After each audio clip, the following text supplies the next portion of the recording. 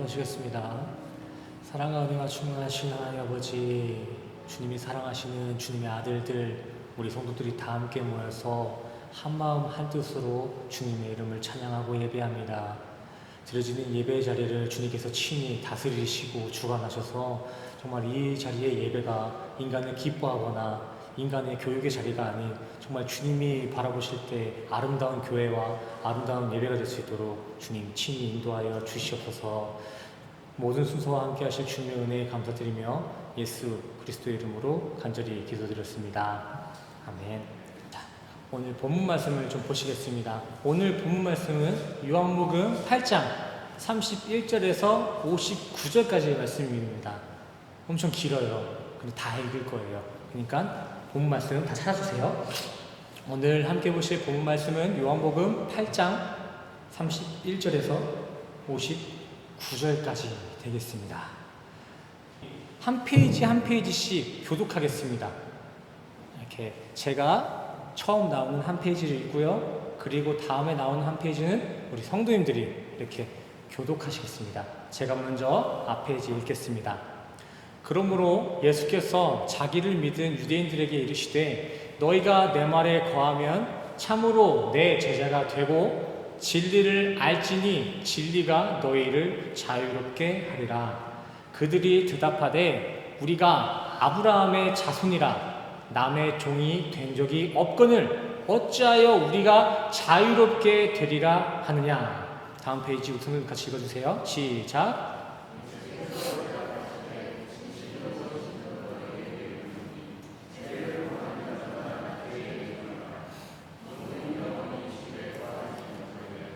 그들은 영원히 거하나니 그러므로 너희를 자유롭게 하는. 나도 너희가 아브라함의 자손인 줄 아노라. 그러나 내 말이 너희 안에 있을 곳이 없으므로 나를 죽이려 하는도다. 나는 내 아버지에게서 본 것을 말하고 너희는 너희 아비에게서 들은 것을 행하느니라. 대답하여 이르되 우리 아버지는 아브라함이라 하니 예수께서 이르시되 너희가 아브라함의 자손이면 아브라함이 행한 일들을 할 것이거늘 너희에게 말한 사람은 나를 죽이려 하는도다. 아브라함은 이렇게 하지 아니하였느니라. 너희는 너희 아비가 한 일들을 하는도다. 대답하되 우리가 얼마나 돼서 나지 아니하였고 아버지는 한 분뿐이시니 곧 하나님이시로다. 예수께서 이르시되 하나님이 너희 아버지였으면 너희가 나를 사랑하였으리니 이는 내가 하나님께로부터 나와서 왔음이라. 나는 스스로 온 것이 아니요 아버지께서 나를 보내신 것이니라. 어찌하여 내 말을 깨닫지 못하느냐. 이는 내 말을 들을 줄 알지 못함이로다. 너희는 너희 아비 마귀에게서 났으니 너희 아비의 욕심대로 너희도 행하고자 하느니라. 그는 처음부터 살인한 자요 진리가 그 속에 없으므로 진리에 서지 못하고 거짓을 말할 때마다 제 것으로 말하나니 이는 그가 거짓말쟁이요 거짓의 아비가 되었습니다. 내가 진리를 말함으로 너희가 나를 믿지 아니한도다. 너희 중에 누가 나를 죄로 책잡겠느냐? 내가 진리를 말하는데도 어찌하여 나를 믿지 아니하느냐? 하나님께 속한 자는 하나님의 말씀을 듣나니 너희가 듣지 아니함은 하나님께 속하지 아니하였음이로다. 유대인들이 대답하여 이르되 우리가 너를 사마리아 사람이라 또는 귀신이 들렸다 하는 말이 옳지 아니하냐? 예수께서 대답하시되 나는 산 것이 아니라 오직 내 아버지를 공경하거든 너희가 나를 무시하는도다. 나는 영광하는 것이 아니하나 구하고 산단하신 이가 계시느니라. 진실로 진실로 너희에게 이르노니 사람이 내 말을 지키면 영원히 죽음을 보지 아니하리라. 유대인들이 이르되 지금 네가 귀신 들린 줄로 아노라. 아브라함과 선지자들도 죽었거늘 네 말은 사람이 내 말을 지키면 영원히 죽음을 맛보지 아니하리라 하니 너는 이미 죽은 우리 조상 아브라함보다 크냐? 또 선지자들도 죽을 거는 너는 너를 누구라 하느냐. 예수께서 대답하실 때 내가 내게 영광을 돌리면 내 영광이 아무것도 아니거니와 내게 영광을 돌리시는 이는 곧 너희가 너희 하느님이라 칭하는 그이시라. 조금만 힘내세요. 끝나갑니다. 55절 너희는 그를 알지 못하되 나는 아노니 만일 내가 알지 못한다 하면 나도 너희같이 거짓말쟁이가 되리라. 나는 그를 알고 또 그의 말씀을 지키노라. 너희 조상 아브라함은 나의 때 볼 것을 즐거워하다가 보고 기뻐하였느니라. 유대인들이 이르되 네가 아직 50세도 못 되었는데 아브라함을 보았느냐? 그이시라. 58, 59절을 함께 읽겠습니다. 시작. 예수께서 이르시되 진실로 진실로 너희에게 이르노니 아브라함이 나기 전부터 내가 있느니라 하시니 그들이 돌을 들어 치려 하거늘 예수께서 숨어 성전에서 나가시니라. 아멘. 수고하셨습니다. 네, 오늘은 좀 특별히 우리가 함께 나눌 교재 내용의 본문 말씀 전체를 합심하여 전부 다 한번 읽어봤습니다. 이렇게 한 자리에서 다 같이 읽었으니까 이제 바로 질문 한 가지 드리길 원합니다. 오늘 함께 읽으신 구절이 우리에게 의도하는 바, 우리에게 이야기하는 바가 무엇이었을까요? 속으로 한번 대답해 주시기 바랍니다. 간단하게 오늘 본문 말씀을 읽으시고 이 머리에, 이 마음에 무엇이 남으셨나요? 너무 이렇게 주관적이고 이렇게 넓혀져 있으니까 객관식으로 한번 들어보겠습니다. 나는 이 말씀이 나에게 자유를 남겨줬다라고 생각하시는 분들은 1번입니다. 그리고 다음, 나는 이 말씀이 나에게 자유를 남겨줬다. 2번. 자, 그리고 3번. 이 말씀은 연합을 이야기하고 있는 것이다 라고 생각하신 분들은 3번. 이렇게 한번 생각해 보시기 바랍니다. 그리고 다시 한번 질문해 보겠습니다. 우리 성도님들은 이 말씀을 읽고 이 말씀이 이야기하는 바를 무엇이라고 생각하시고 계신가요? 1번 죄, 2번 자유, 3번 연합. 한번 이 객관식을 한번 정해 보시기 바랍니다. 손 들어볼까요?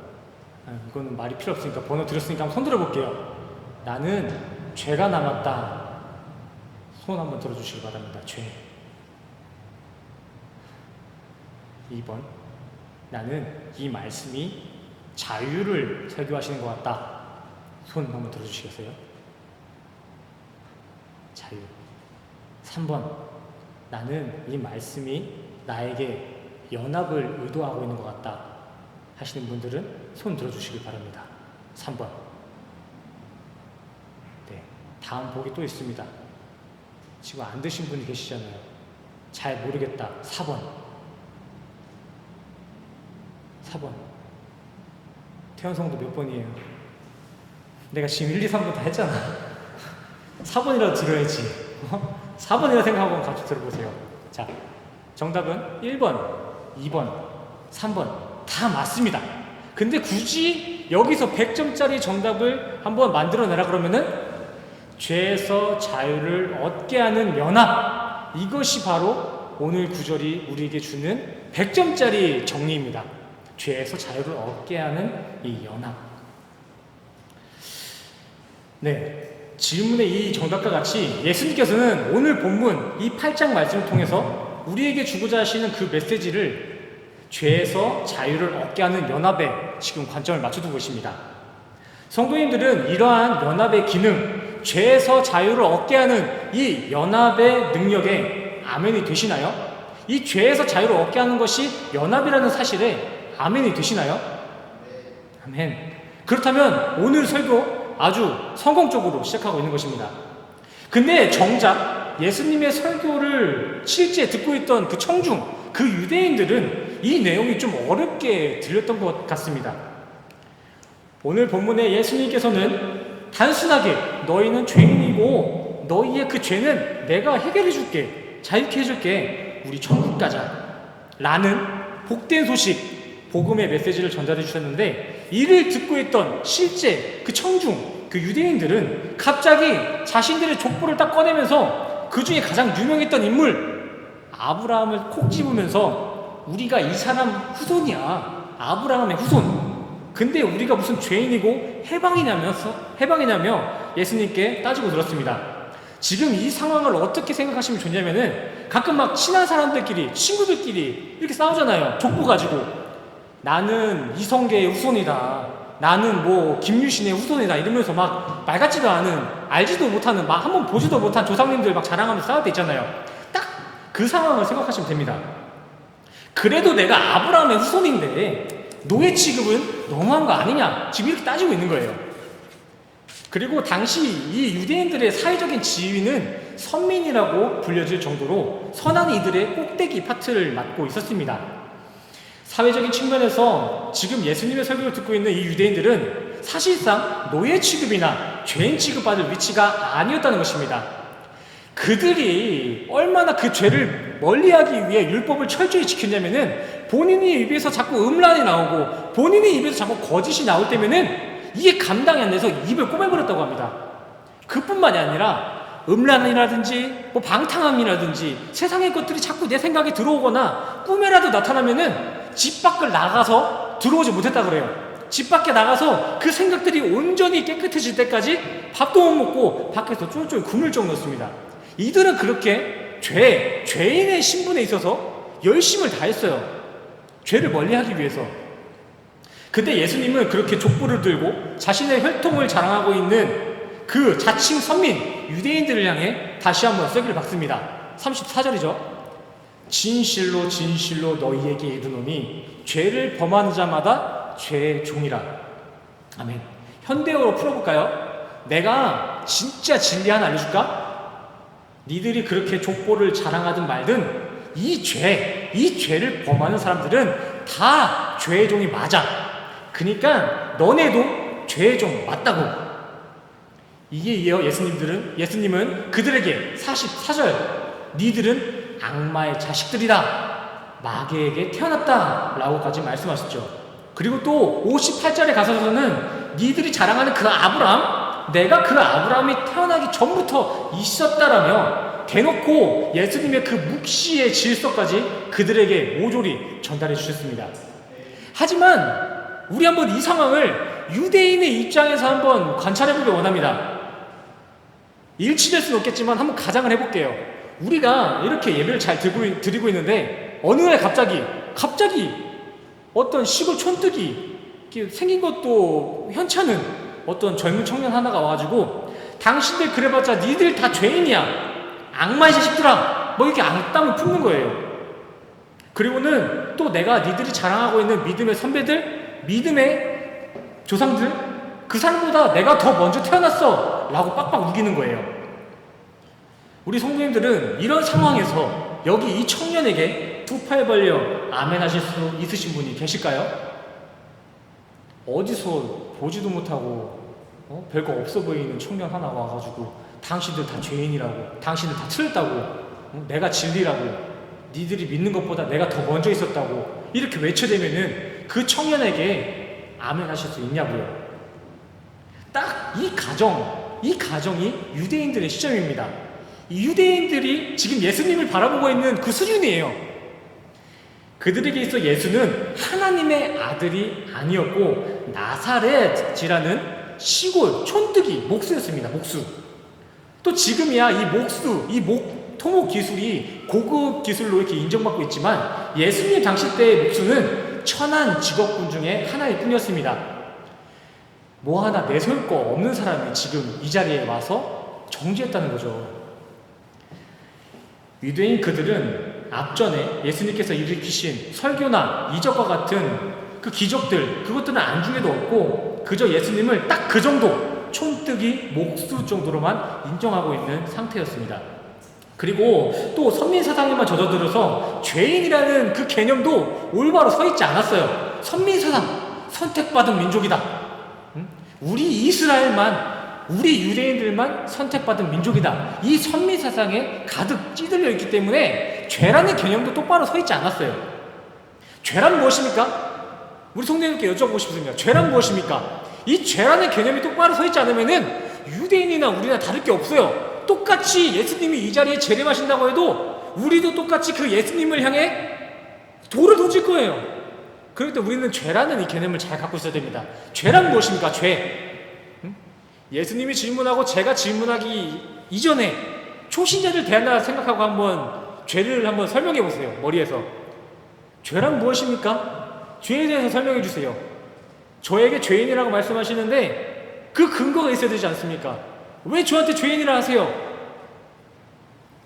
원어에서는 이 죄에 하마르티아라는 원어를 쓰고 있습니다. 이 하마르티아라는 단어는 관역에서 벗어나다라는 의미를 가지고 있는데 이것은 곧 하나님의 의도에서 벗어난 것들, 그 모든 것들을 죄로 이렇게 정의하고 있는 것입니다. 이 율법이 기준하고 있는 선과 악 중에 악을 저지르는 것이 죄가 아니라 저 하나님이 주관하시는 영역 가운데 그 거룩함 가운데 있지 아니하는 모든 것들은 다 죄예요. 선의 지식에서 아무리 열심히 그 상위 계급이 있다 하더라도 하나님의 거룩 안에 있지 않다면은 선 또한 죄로 여겨질 수 있습니다. 이게 대표적인 예로 예수님께서 3살 이하의 아이들을 그냥 죽음에 방치한 그 기록이 있잖아요. 그 기록이 있을 때 하나님이 그거를 그대로 방치하셨는데 그럼 방치한 그 하나님이 과연 악하셨다 이렇게 정의할 수 있을까요? 그냥 저 악의 지식, 율법에 어긋나기 때문에 하나님은 악하신 분이셨을까요? 그렇지 않습니다. 하나님 자체가 선이시기 때문에 그 하나님이라는 그 말씀 안에 순종한 가운데 있으면은 그 모든 게 다 선입니다. 이와 반대로 아무리 좋은 저 법들 다 지켜도 사회법, 윤리, 도덕, 질서 다 지킨다 하더라도 하나님의 영역, 그 거룩이라는 바운더리 안에 있지 않다면은 이 모든 것은 다 루시퍼의 세계, 악입니다. 악. 이러한 죄의 개념을 똑바로 알고 계셔야 됩니다. 그들이 가지고 있던 신앙의 성숙도는 우리는 선택받은 민족, 선민들이니까 그저 예배 잘 드리고 사회에서 제정한 저 선의 지식, 그 율법에 따라 최대한 모범적인 삶을 살면 그게 천국 가는 줄 아는 그 초등학문의 단계가 딱 그들의 신앙 상태였습니다. 그러니까 유대인들은 자신들의 족보도 인정 안 해주고 마냥 마귀의 자식들아 죄의 노예들이라는 그러한 책망을 퍼붓는 그 예수가 혐오스러웠을 것입니다. 나름 이 사회가 이 율법이 정의한 악, 그 죄를 멀리 해보겠다고 평생을 열심히 살아온 사람들한테 그래도 너희는 죄인이야, 그래도 너희는 마귀의 자식이야, 탈락이다 이러니까 얼마나 화딱지가 났겠어요. 기껏 열심히 율법 지키고 있는데 그 율법으로는 안 돼! 이 말씀 하시잖아요. 그럼 얼마나 화가 나겠어요. 유대인들이 예수님을 얼마나 극혐했는지 결국 59절에 돌로 찝어 죽이려고 했다라고 기록되고 있습니다. 그렇게 자신들만의 리그에서 자아자찬하며 자족하던 그들의 생태계에 철저히 그들의 프라이드를 짓밟는 초신성이 딱 나타나니까 우선 죽이려고 든 거예요. 듣기 싫고 인정하기 싫지만 맞는 말, 뼈 때리는 말만 이렇게 골라서 하는 그 청년 예수가 얼마나 미웠겠어요. 전도회 보셔서 다들 아시겠지만 그 전도 대상자들에게 당신은 죄인입니다 라는 메시지를 던지면은 모두가 하나같이 화를 냅니다. 전도 해보셨잖아요. 전도 중에 가장 중요한 게 뭐죠? 죄인임을 깨닫게 하는 것, 그것이 시작인데 죄인임을 깨닫게 하는 그 죄인의 단어가 나오자마자 그 비신자들은 화부터 냅니다. 하지만 그래도 그들은 죄인이 맞습니다. 옳고 그름의 그 율법의 선악을 떠나서 하나님을 모르고 이 세상 질서에만 치우쳐 살아가는 무지한 사람들은 모두가 죄인이 맞습니다. 하지만 이런 죄의 개념을 모르는 비신자들은 죄라는 개념을 세상의 기준으로만 인지하고 있기 때문에 그 죄라는 단어를 듣기만 해도 알러지 반응을 일으키는 거예요. 나를 본 지 얼마나 됐다고 지금 죄인이라고 그러는 거야. 내가 지금 누군 줄 알아요? 내가 지금 누군데 죄인이라고 단정 짓는 겁니까? 이렇게 화를 내는 거죠. 유대인들도 마찬가지로 이런 죄의 개념이, 진짜 죄의 개념이 잘 세워져 있지 않았기 때문에 자신들을 죄인이다 라고 단정하는 예수님에게 단단히 화가 났던 것입니다. 거기에 또 예수님은 속된 말로 인맥도 없죠, 스펙도 없죠, 그냥 어린 시골 청년일 뿐인데 나름 그 당시에 높은 위치에 있었던 유대인 자신들에게 그렇게 막 대하니까 자존심에 스크래치가 갔을 것입니다. 근데 과연 우리 예수님이 유대인 11번 받아보라고, 유대인들 자존심 짓밟으려고 그렇게 말씀하셨을까요? 아니죠. 예수님이 이 땅에 오신 이유가 무엇입니까? 하나님이 독생자 예수를 이 땅에 보내신 이유가 무엇이죠? 요한복음 3장 16절 노래로도 유명하잖아요. 제가 읽을게요. 하나님이 세상을 이처럼 사랑하사 독생자를 주셨으니 그는 그를 믿는 자마다 멸망하지 않고 영생을 얻게 하려 하심이라. 하나님이 그 아들을 세상에 보내신 것은 세상을 심판하려 하심이 아니요 그로 말미암아 세상이 구원을 받게 하려 하심이라. 아멘. 사랑해서 인간들 영생 한번 얻게 해보려고 진짜 구원 주려고 예수님이 이 땅에 오신 것입니다. 그렇게 오늘 본문의 예수님은 유대인들에게도 이 진짜 구원의 자유를 주시기 위해서 계속 부득불 진리를 전하신 거예요. 예수님은 자신의 표적과 이적들을 모두 무시하고 그저 몫으로 시골 촌뜨기로 치부하는 그 유대인들, 그 자랑할 게 없어서 족보만 꺼내들고 자랑하고 있는 그 못난 유대인들 또한 자신의 제자들과 동일한 그 사랑의 대상으로 긍휼히 여기고 아끼셔서 그들에게도 부득불 복음을 전하고 계셨던 것입니다. 무시당하고 욕먹어가며 돌에 찍힐 그 위협을 감수해 가면서도 그들 또한 사랑의 대상이니까 복음을 전하시다는 것입니다. 누가복음에서 예수님께서 이미 나는 너네 같은 의인이 아니라 죄인을 구하러 왔다고 하셨기 때문에 그들은 그렇게 죄인의 신분이 발각되어야만이 구원받을 수 있는 것이었습니다. 이를 생각지 않고 마냥 나는 죄인 아니야, 나는 의인이다 이렇게 뻐기는 이들에게는 구원이 있을 수가 없습니다. 우리도 마찬가지잖아요.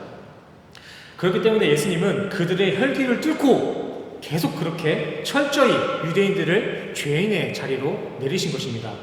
그들 또한 그만큼 사랑해서 그들에게도 진짜 구원을 주시기 위해서 그 율법의 속박에 갇혀있는 유대인들을 진짜 자유케 해주시기 위해서 예수님이 그들이 돌 들고 쫓아올 때까지 죽인다 살린다 할 때까지 끝까지 그 자유를 주시려고 설교하신 거라고요. 한번 생각해 보세요.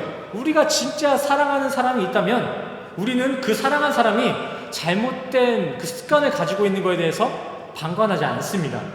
정말 사랑한다면 내가 사랑하는 그 사람이 가지고 있는 잘못된 습관을 고치는 데에 행여 내가 미움을 받고 오해를 산다고 할지라도 우리는 끝까지 그 사랑하는 사람의 잘못된 부분들을 고치는데 전력을 다할 것입니다.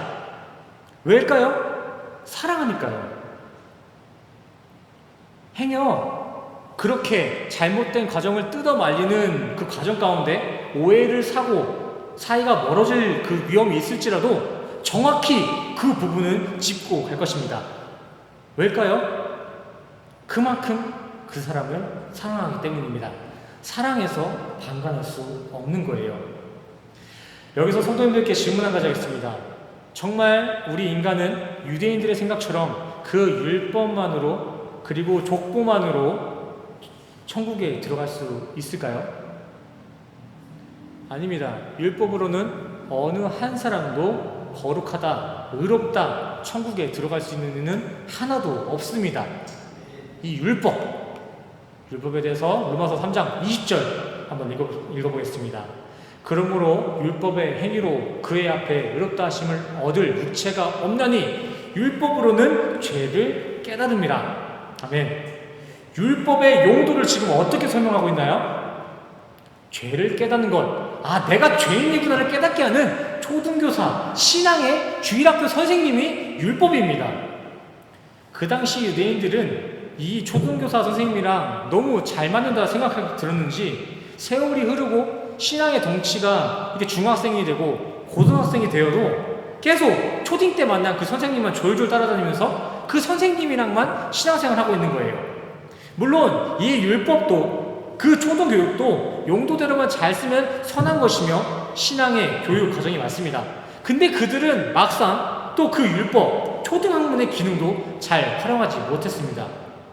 율법이 자신들의 구원의 키라는 것을 알고 있으면서 정작 율법을 완벽하게 지키고 있는 사람도 없었고요. 율법의 용도를 정확하게 활용하고 있는 사람도 하나도 없었다는 것입니다. 율법을 통해 아무런 것도 얻은 것도 활용한 것도 없으면서 그들은 마냥 선민세상이라는 구시대적인 발상에 찌들어가지고 평안하다, 평안하다, 나는 죽어서 천국 간다, 무조건 나는 천국 간다 라는 거짓 구원에 세뇌당하고 있었습니다. 생각해 보시기 바랍니다. 우리가 사랑하는 사람이, 우리가 사랑하는 가족이 저 유대인들과 같이 율법만 매일 운운하고 그 거짓 구원에 만족하며 살아간다면 그거 눈뜨고 보실 수 있으시겠어요? 우리의 아들들이, 우리의 어미, 우리 부모님들이 그렇게 율법만 운운하면서 거짓 구원을 찬양하고 신앙한다면 우리 성도님들 진짜 그거 눈뜨고 보실 수 있으시겠어요? 마찬가지로 그러한 유대인들이 장차 맞이할 그 운명이 무엇인지 누구보다 잘 아시는 예수님은 어떠셨겠습니까? 자신들의 백성, 자신의 아들들이 그런 운명을 지고 있는데 어떠셨겠냐고요. 그 유대인들이 맞이할 운명, 그 지옥이 어떠한 곳인지 누구보다도 잘 알고 계시는 예수님이신데 그러한 유대인들의 허탕한 종교생활, 세상살이를 그냥 눈 감고 지나치겠냐는 것입니다. 당장 저부터도 내가 사랑하는 가족이 그렇게 잘못된 세상에 갇혀있으면 온갖 수단을 다 이용할 것 같습니다. 달래도 보고 화도 내보고 예수님처럼 역정을 내기도 하겠죠. 그뿐만입니까? 아마 몽둥이까지 들 것 같아요. 올바른 길을 가게 하기 위해서. 왜요? 사랑하니까요. 오늘 예수님의 설교 가운데 우리가 반드시 기억해야 될 것은 예수님이 유대인들을 죄인으로 정죄하시는 그런 모습이나 사탄의 자식이라고 책망하는 모습이 되어서는 안 됩니다. 우리가 오늘 이 말씀을 듣고 이 설교를 듣고 우리 마음속에, 우리 기억 속에 예수님은 그렇게 막말을 하시는 분이시구나, 예수님의 폭력성을 기억했으면 안 된다는 것입니다. 설교를 듣고 나서 예수님도 그렇게 착한 사람은 아니었구나, 이 정도로만 인지하고 돌아가시면 정말 큰일 납니다. 그거 아니에요. 우리가 오늘 본문 말씀을 통해 가슴속 깊이 메모리를 하셔야 될 것은 예수님은 이만큼 우리를 사랑한다는 사실입니다. 우리는 오늘 말씀을 통해서 이런 예수님의 진짜 사랑의 모습을 기억하셔야 돼요. 그리고 정작 예수님은 그렇게 유대인들을 뜯어 말리기 이전에 앞서 그들을 정죄하고 책망하기 시기 이전에 이미 그들을 향한 사랑을 먼저 표현하셨어요. 내 제자가 되어라.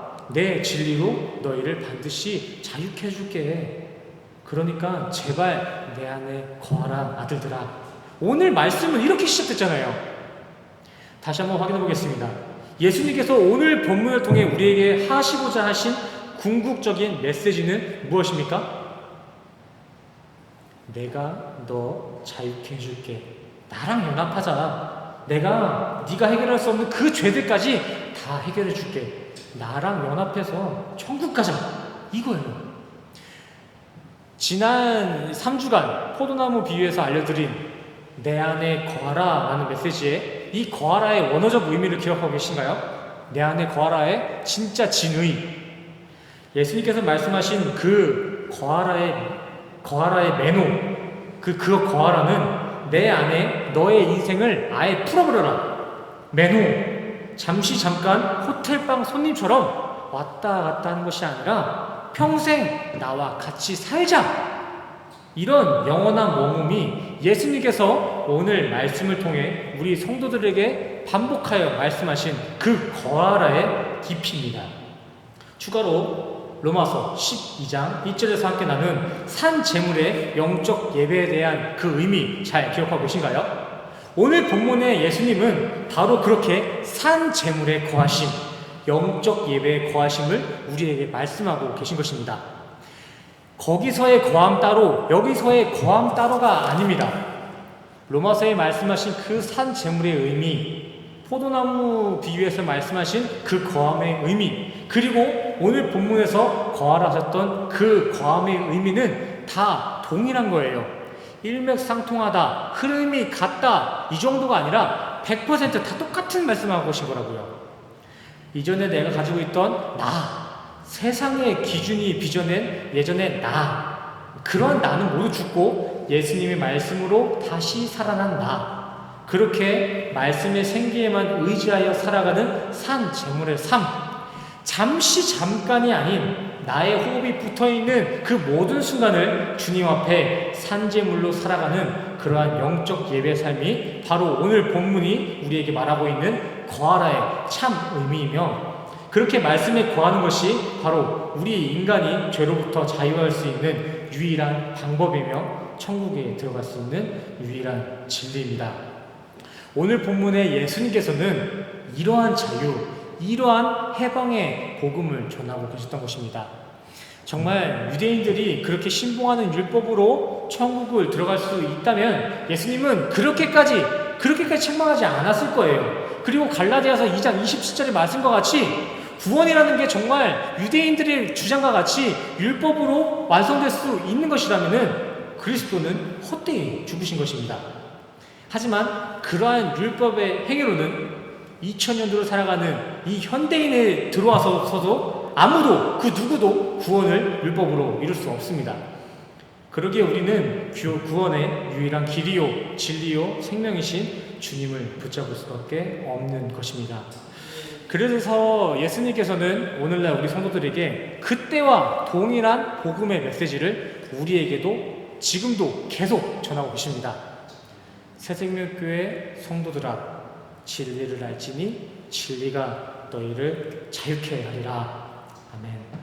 이 말씀 붙잡고 세상에서 좀 벗어나시길 바랍니다. 세상이 멋대로 정해놓은 그 선악의 기준에서 자유해지시길 바랍니다.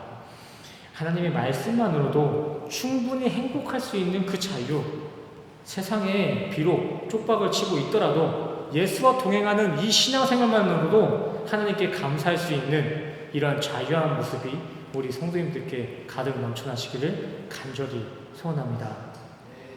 매노 주님의 품에 영원히 거하시길 바랍니다. 그러면 영원한 생명이 매노 우리와 영원히 함께할 줄 믿습니다. 예수님이 주시는 이런 매노의 자유의 선물이 우리 성도님들께 가득 넘쳐나시기를, 반드시 전달되기를 다시 한번 간절히 소원합니다. 아멘. 우리에게 참 자유를 허락하신 주님 너무나 감사합니다. 우리를 죄의 굴레에서 해방시켜 주신 주님 다시 한번 너무나 감사드립니다. 여전히 우리는 각박한 이 세상 속에 살고 있지만 그 안에서도 항상 주님이 주신 이 자유의 기쁨을 기억하며 감사를 고백할 수 있는 믿음 허락하여 주시옵소서. 우리 성도 모두가 한마음 한뜻으로 이 시간 물질로서의 자유, 시간으로부터의 자유를 누리며 주님 앞에 헌신하며 헌물합니다. 우리의 이러한 자유함을 끝까지 지켜주시고 우리 성도들의 삶에 주님의 방법으로 보응하여 주시옵소서. 다시 한번 우리에게 참자해 주신 주님께 감사드리며 예수 그리스도의 이름으로 간절히 기도드렸습니다. 아멘. 우리 다 같이 가슴에 손을 얹으시고 함께 축도하심으로 오늘 예배를 마치도록 하겠습니다. 함께 축도하시겠습니다. 지금은 우리 주 예수 그리스도의 은혜와 주님께서 십자가에서 완성하신 그 사랑과 그 자유가 지금 이 자리에 모이신 우리 성도님들의 머리 위에 지금으로부터 영원까지 끝까지 함께 하실 줄 간절히 축원하옵나이다.